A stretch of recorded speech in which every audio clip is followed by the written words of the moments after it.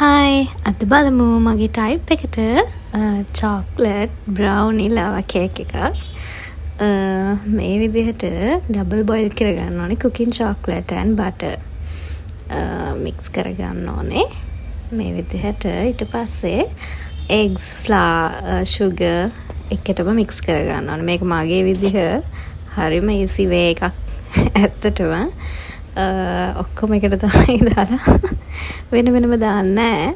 ඔක්කොම එකට මික්ස් කරගන්න තමයි තියෙන්නේ. මේක හරියම ලේසි.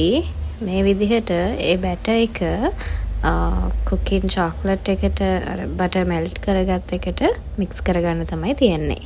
ඒ ඇඩ් කරගත්ත බැටර් එක හොඳට මේ විදිහට මික්ස් කරගන්න ඕනේ.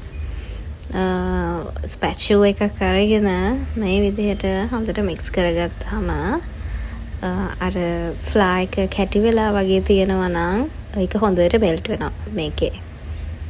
මේක මොකද දැන් ටිකක් රස්නේ. මේ වෙලාවේදී තමයි මේක මික්ස් කරගන්න ඕනේ. එතකොට අර ෆ්ලා එක කැටි වෙලා තියෙනවා නම් ඒක නැති වෙනවා.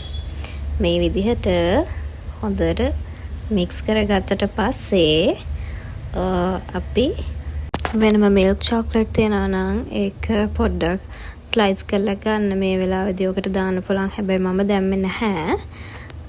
ඒක දැම්මම හරිම රසයි. මේ විදිහට ෆොයිල් එකක් අරගෙන බටර් දාලා මොකද මම මේක අද එයාර් ෆ්‍රයි එකේ හදන්නේ. මේ විදිහට ෆොයිල් එකක් දාලා බටර් එක ඒකට දාගන්න ඕනේ. ඊට පස්සේ අපි මේ විදිහට එයාර් ෆ්‍රයි එකට දාලා මම ඔයාලට මෙන්ෂන් කරනවා වෙනම කොහොමද හීට් එක කොහොමද වෙන්න ඕනි ටයිම් එක කියලා.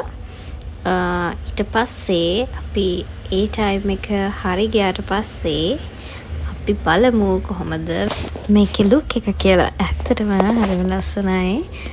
මේ විදිහට පොඩ්ඩක් උඩ බ්ලැක් කලර් එකට ඇවිල්ලා තියෙනවා. හැබැයි sugar තමයි තියෙන්නේ.